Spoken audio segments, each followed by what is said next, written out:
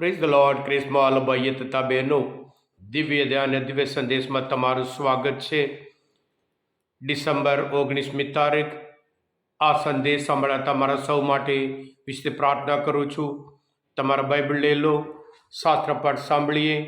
લુકનો ગ્રંથ 1લો અધ્યાય 5થી 25મી કલમ સુધી. યહૂદિયાના રાજા હેરોદના વખતમાં અબિયાના વર્ગનો જકર્યા નામનો એક પુરોહિત હતો.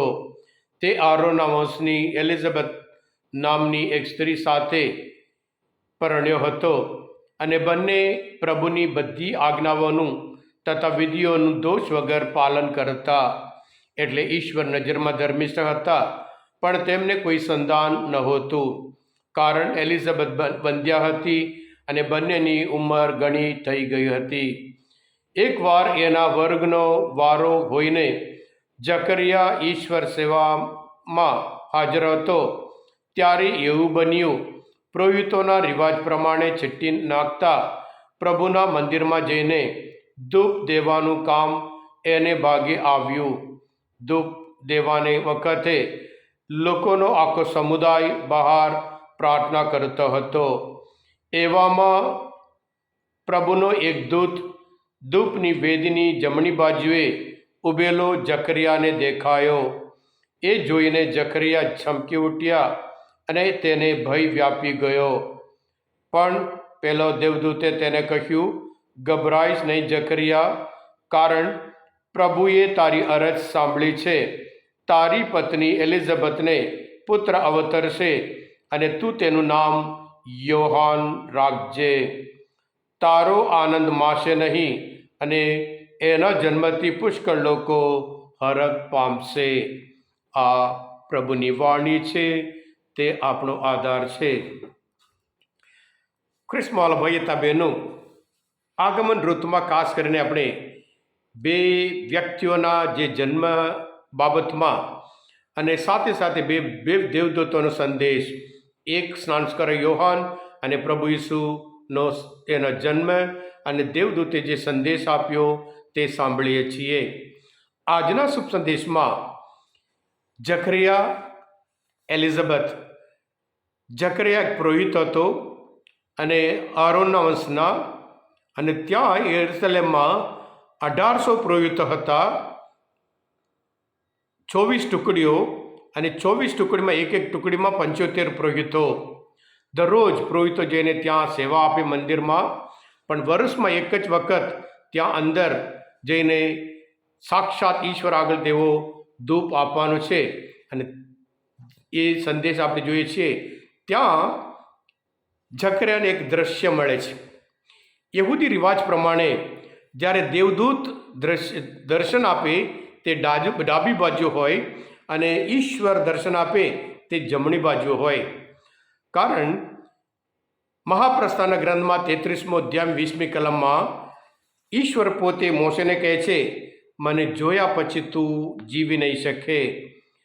પ્રભુ કહે છે, મારું મોં તું જોઈ ના શકે, કારણ કોઈ પણ માણસ મને જોયા પછી જીવી શકતો નથી. એટલે લોકોની માન્યતા ઈશ્વર હંમેશા જમણી બાજુ દર્શન આપે.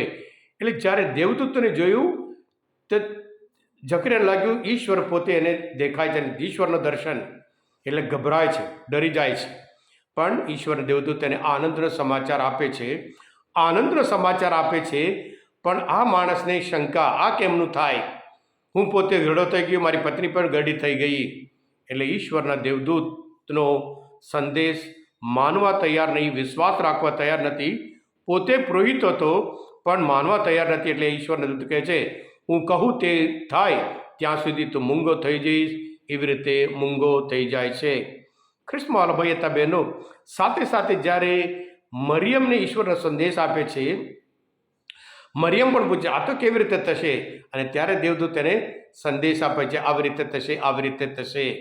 હા ખ્રિસ્મોલ ભાઈ હતા બહેનો, આજના શુભ સંદેશ પ્રમાણે પ્રભુ આપણી એક પ્રાર્થના સાંભળે છે.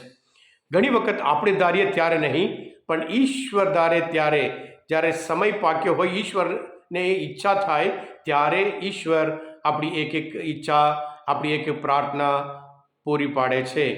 બાઇબલમાં ઘણી બધી જગ્યાએ પ્રભુ આપણે પૂરી ખાતરી આપે છે, મેં તારી પ્રાર્થના સાંભળી છે એમ કરીને આપણે જોઈએ છીએ. હા ક્રિસ્માવાલા ભાઈ હતા બહેનો, આજના શુભ સંદેશ પ્રમાણે આ પુરોહિત, આ ઝકરિયા પુરોહિત હતા, પણ સાથે સાથે ડરી ગયા હતા અને સાથે સાથે વિશ્વાસમાં દ્રઢ નહીં રહ્યા, પણ કારણ પ્રભુના સંદેશ ઉપર વિશ્વાસ રાખ્યો નહીં એના લીધે મૂંગો થઈ જાય છે. પણ સાથે સાથે ઈશ્વર એની પ્રાર્થના સાંભળી એના જીવનમાં આનંદ, અને એલિઝાબેથના જીવનમાં આનંદ, અને લોકોના જીવનમાં આનંદ હરખ આપે છે. એવી જ રીતે પ્રભુ આપણે દરેકના જીવનમાં જ્યારે આપણે વિશ્વાસપૂર્વક પ્રાર્થના કરીએ, પ્રભુ આપણે દરેકના જીવનમાં આનંદ આપે છે, હરખ આપે છે. હા કૃષ્ણવાલા ભાઈ હતા બહેનો, આજના આ મનન ચિંતન શાસ્ત્રપાઠ સમજવા માટે, પ્રભુ વિશેને ઓળખવા માટે મદદરૂપ થયા હોય, તમે પોતે દિવ્ય અધ્યાયનો સંદેશ સબસ્ક્રાઈબ કરજો અને બીજા માટે પણ ફોરવર્ડ કરજો, કારણ તમે બધા આશીર્વાદિત છો, અભિષિક્ત છો. પ્રભુ તમારા અંતરમાં વસો. સર્વશક્તિમાન પરમેશ્વર પિતા અને પુત્ર અને પવિત્ર આત્માનો આશીર્વાદ તમારા ઉપર ઉતરો. આમેન. બોલો દિવ્ય દયાનો જય.